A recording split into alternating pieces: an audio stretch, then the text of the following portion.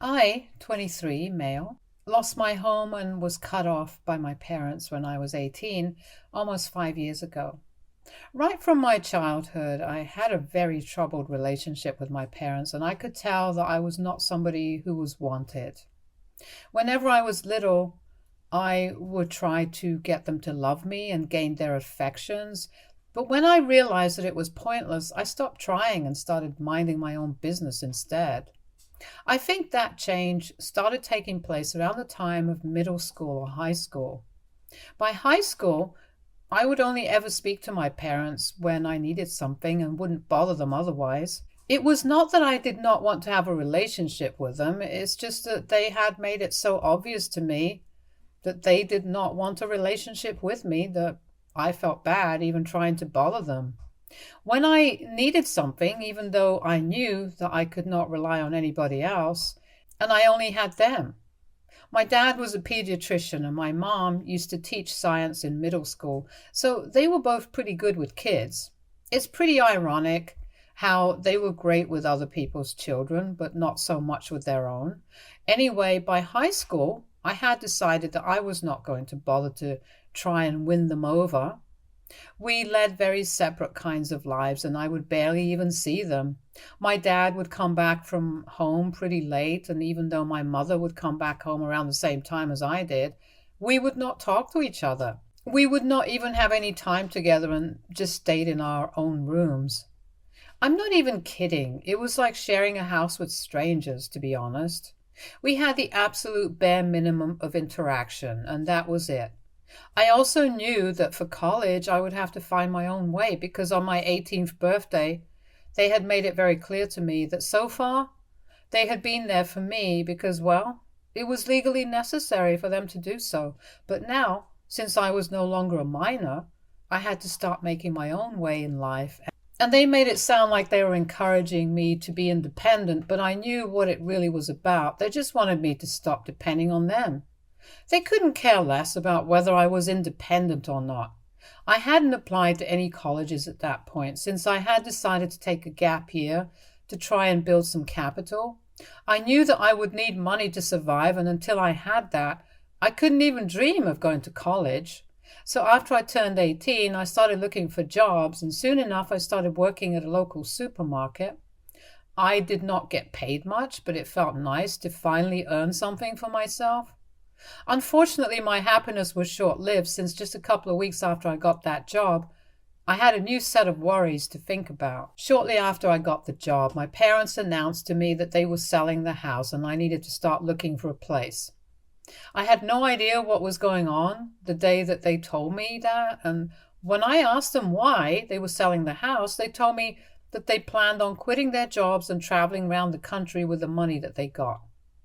They told me that apparently they had been saving for something like this their entire lives, and now, since I had a job and I was old enough to live on my own, they did not have any responsibilities to worry about.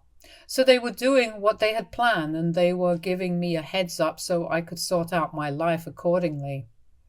That put me in a really difficult situation because I had just started working and I did not have enough money set aside to rent an apartment, not even if I had roommates to split it with.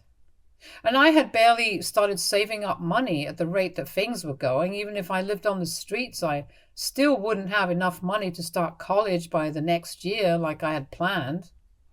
And my parents had dropped this bomb on me that I would be homeless if I didn't get a place of my own. I tried to talk it out with them and requested them to not sell the house and just put their plans on hold for at least a few months so I would have enough time to prepare myself and move out. But they were very stubborn and did not care about what I was going through. They told me that they had waited for this long enough and they were not putting off any of their plans anymore. And now, what I was going to do was my problem and not theirs. My mother told me, "You are an adult now. We don't need to take responsibility for what you do anymore. As for the house, that's our property, and we can do whatever we want with it. Where you live is not our concern anymore." These were her exact words. I still remember them because it was just so incredibly hurtful and frustrating. The day that we had that discussion, I ended up getting into a fight of a long time with my parents. And after that, I did not see them again. Neither did I hear from them, which is not surprising since I had known that they would never try to get back in touch with me once I had left. I told them they were terrible people and hoped only terrible things happened to them, since they would totally deserve it. I cursed them out, not even caring that they were my parents and much older than me. I just didn't care anymore since they were screwing me over without caring about what was going to become of me either. The problem was that even though I had left the house in a huff, I realized afterward that I had literally nowhere else to go. I did not have any family members who would be willing to take me in, since my parents hadn't exactly kept in touch with their families. Both my parents lived away from their respective families, and since they had never bothered to attend most family events and usually didn't even go home for the holidays, I did not have a strong relationship with anybody from my family either. I barely knew anyone. So it would be foolish of me to expect them to take me in, and I wouldn't be able to reach them either since we lived in a different state. I did have a few friends from school, but they were all away at college at the time that I left my house, and I didn't want to bother them or their parents because that would be pretty awkward. So I decided to take a leap of faith, and I called a coworker of mine who's now my wife. It's a crazy string of events, but I'm glad that I decided to reach out to her that day. At the supermarket where I worked, she was in charge of the makeup department there, and we had been flirting back and forth ever since I joined. We had become pretty good friends in a really short span of time. I knew a lot about each other, and I knew that she also had a lot of issues with her parents. So I also knew that she would understand what I was going through.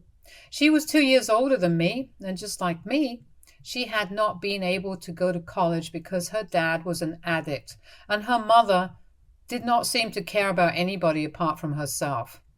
The moment she had turned 18, her father left the house and moved in with his brother, and her mother told her that she could not support her anymore. So that was her story.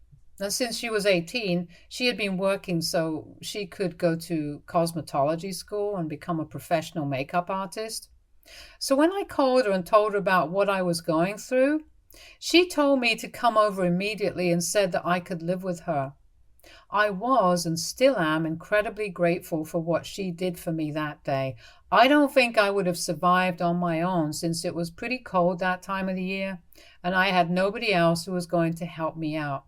Even though her apartment was pretty small and she was getting by on her own with a lot of hard work, she still chose to help me out. And that speaks volumes about the kind of person that she is. Anyway, she let me live with her, and for the first few months, I did not pay rent because I'm still trying to save up money.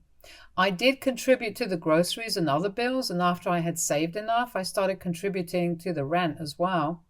Before we knew it, we had gone from friends to people who couldn't live without each other. Initially, my plan was to work at the supermarket for about 1.5 years, but after cutting ties with my parents and realizing that I didn't even have a place to stay, I started working harder, and I'm still working there, but in a much better position. I applied for the position of floor supervisor, and thankfully, I got the job since I had been one of the most sincere and dedicated employees, so that's how it has been for the past year. I get paid decently, and my wife is now putting herself through cosmetology school, finally, while working part-time at the store. Things have been going well for us. We were happy until last week when my mother showed up unannounced. I don't know how she found me, since I have not been in touch with her for the past 5 years, but as soon as she saw me, when I opened the door, she gave me a giant hug before I was even prepared for what was happening. I had made the mistake of not looking through the door hole before I opened the door, and once I had regained my composure, I decided to ask her why she was there.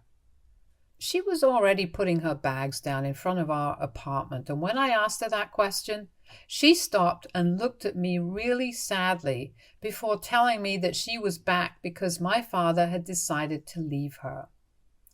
She filled me in on what she and my dad had been up to in the past few years, and I'll try to keep it short. They basically just traveled the country for the first year and a half and then decided to get a job and a house in California. But a month ago, my father broke the news to my mom that he was having an affair with a waitress who worked at the restaurant near his office, and he was leaving her to be with the waitress instead. My mother believed that my father had lost his mind, and after a lot of fighting, she decided to choose her dignity and self-respect and come back home. But now, she needed a place to stay because she needed to save money for the divorce procedure, and she didn't have a lot of time left before retirement, so she did not want to waste her money by looking for a place to live. So she decided that she was going to live with me without even asking me if I would be fine with it or not. And now that life had come full circle for me, I decided to repeat her very own words to her.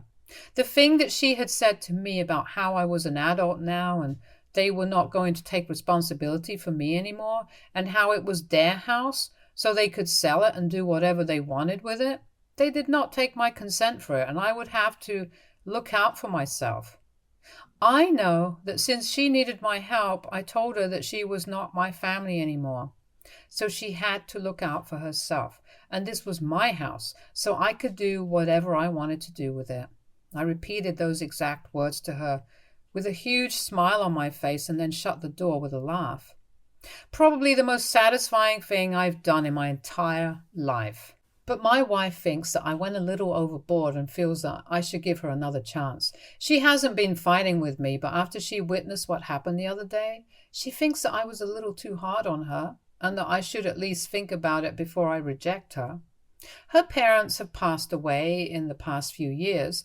I guess that is where this is coming from. But nevertheless, AITA for turning my mother away when she came back after 5 years to ask me to let her live with me. Update 1. I spoke to my wife about what she said. We have not been fighting about what happened, but she was definitely a little put off. And I could sense that she was not exactly happy about what I had done. However, she knew that this was my personal issue with my mother and I could choose to deal with it in whatever way that I wanted to. It was not exactly her place to comment on it, so she had been trying to restrain herself. But that was putting a lot of pressure on our relationship, and so yesterday, after making that and then reading a couple of comments on there, I decided to talk to her. I told her anything about my childhood and explained to her how my parents had always treated me badly, like I was a pariah in my own house. And I had even been okay with that. I always tried to make myself invisible, but even that was not enough for them, and they had to make things even more difficult for me, which is why I did not feel guilty in the slightest by turning away my mother when she needed my help. They had not even bothered to check on me for the past 5 years now. She was only here because she needed me to rescue her. I explained my situation to her, even though she knew most of what happened. She then apologized to me for reacting that way, and just as I had suspected, she told me that she was just having a rough time because she had lost both her parents in the past few years, her dad to addiction, her mother to a heart attack. So she was feeling kind of touchy about this, and she misjudged my intention, but it's all fine between us now. So I am glad that we talked it out. My mother, in the meantime, has been a total nightmare to deal with. I don't understand why, but she has gotten it into her head that harassing me through social media will somehow make me more inclined to open up my home to her. She had a very easy solution, just to apologize to me and hope for the best. But being the narcissistic moron that she is, she decided that she was going to do everything wrong and see how that worked out for her. She started posting about how her son and her husband were treating her with unprecedented cruelty at this stage of her life, and she regretted investing so much time in both of us. She accused me of being just like my father and abandoning her when she needed it the most, not bothering to mention how she had literally done the same to me, if not worse. She has created a fake profile and has been tagging me, my wife, and all our friends and family in her posts. I don't even know how she knows so much about my life, like who I'm married to, where I live, and it's kind of creepy now because I don't remember telling her about any of this, and none of this information is public. My wife and I have private accounts on social media, so I don't know how she's getting any of this info. Everybody I know who has been tagged in those posts is trying to report that account and get it taken down. But we know that as soon as that account gets taken down, she will just create another one. I honestly don't want to report her to the police because it's just a lot of hassle, and both my wife and I are too busy for that right now. But if this goes on any longer, we will not be left with any other option but to do that. So I honestly don't know what to do right now. It's just really frustrating and annoying more than anything else. I just wish my dad would take her back or something so we would not have to deal with this nonsense. So far, it's just been annoying, and I hope that it stays that way because I don't want any real world impact of this. Update 2. So it has been 2 weeks now. My wife and I are still dealing with the repercussions of saying no to my mother after the post. She started escalating things to a new level. She started showing up at my store and would keep giving me nasty looks throughout the time that she spent there. Usually she kept showing up around noon and would spend about an hour and a half at the store, constantly looking at me angrily. But I did not care about it, and I tried my best to ignore her altogether because that was the best way of dealing with her.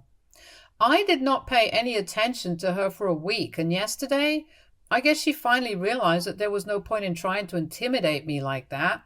And once again, she did the absolute opposite of what would get her in my good books once again. Yesterday, she did not show up at the store, and I was kind of relieved because I thought that she finally wouldn't bother me again when I left the store after my shift was done. But she was waiting near my car. She did not look angry, surprisingly, just upset, and I felt kind of bad for her because she looked much worse than when she had shown up at first. I don't even know where she is staying for now because as far as I know, she cut ties with most of her friends here when she left. And if she's trying to save money, a hotel would probably be too expensive for her anyway, but I did not ask her because it's none of my concern. Anyway, once I got near my car, I tried to ignore her and get in, but she stood in my way till the very last moment and kept telling me that she needed to talk to me.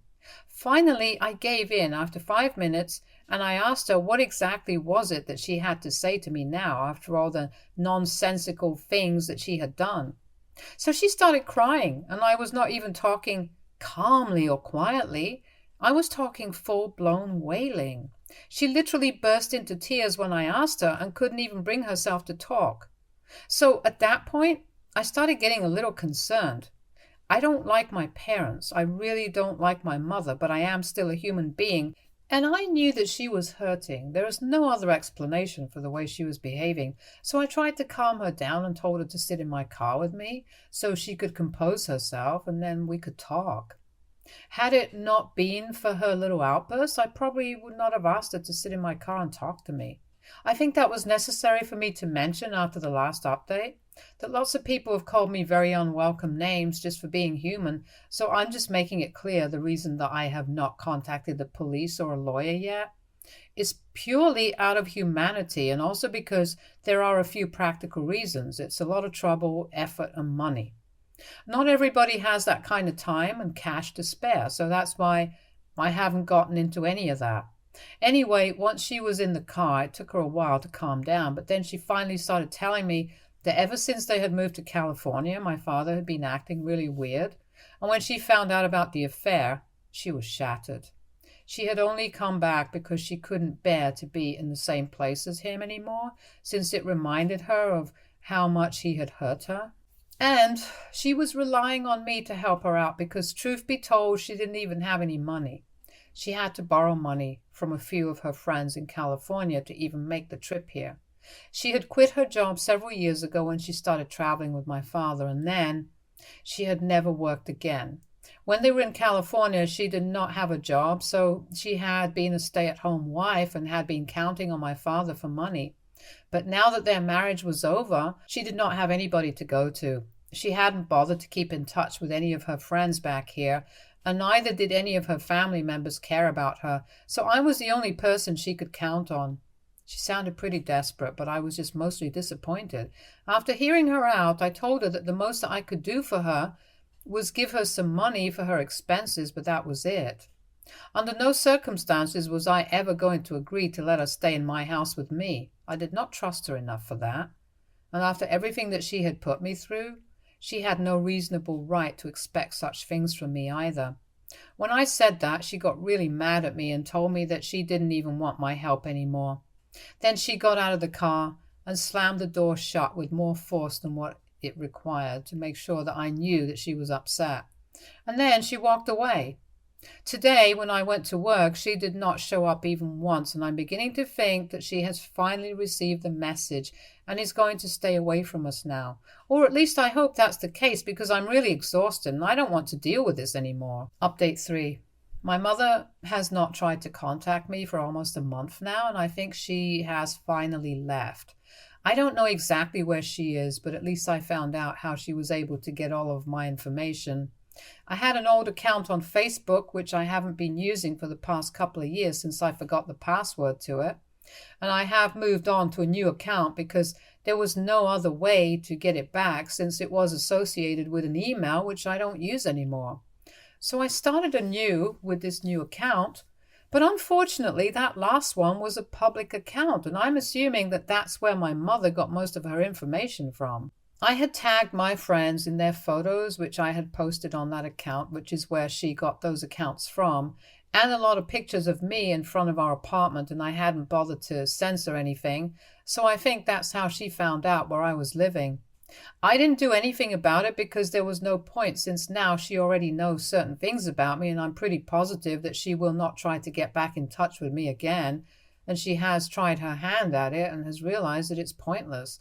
So she'll not waste any more time here. I don't know what she's up to now because I haven't talked to her in quite some time, and I really want to keep it that way.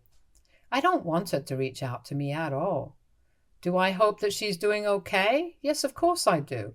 I am still a human being above all else, and my personal grudges against her aside, I don't want anything bad to happen to her, but I don't want her anywhere around me, is what I mean.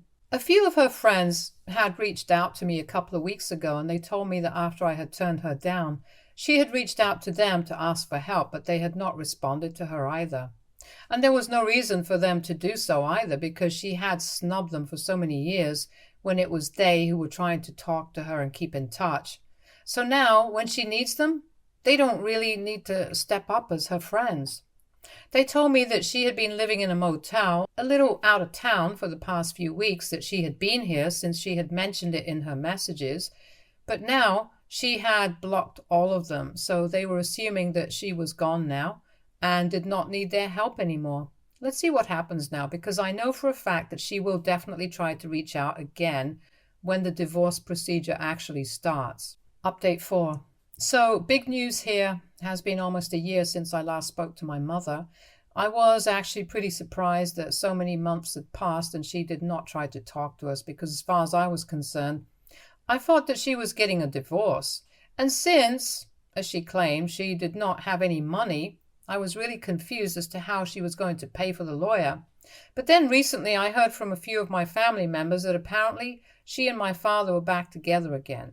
I was actually really shocked because my mother had been really torn up about how my father had betrayed her the last time that we met, and now all of a sudden they were back together. That just didn't make any sense to me. I had met a few relatives at a cousin's wedding, which is how I got to know this. My parents, like usual, did not attend, but I really wanted to know how exactly they had gotten back together, so I decided to speak to some of my aunts, even though I'm not very close to them. I really wanted to get to know more of this gossip, and they were really good at this, so they told me exactly what had happened. Apparently, a couple of weeks after my mother had gone back to my father, she had given him an ultimatum and told him that he could either file for a divorce, since he hadn't done that yet, or she would do it herself, and she would make sure that she did not spare him in the process. Thankfully for the two of them, my father had tried to talk to that waitress about marriage and had told her that he had left his wife for her, and the funniest bit is that she wasn't even interested in him like that. She was actually sleeping with a lot of other guys as well. My father just happened to be one of those idiots who had fallen for her.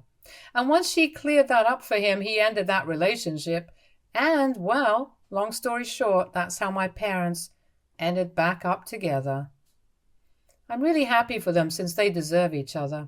Had they separated and ended up with other people, they would have probably ended up traumatizing the other ones for life, and nobody deserves to go through something like that. So it's better that they stick together. My wife and I had a great laugh over this, and I guess things ended up going pretty nicely for them. They are still together, and neither of them has any pride left, so they know exactly where they stand. The two of them have become the laughing stock of the family, and that's precisely what I had expected from them. Stay tuned for more stories from our girl relationships.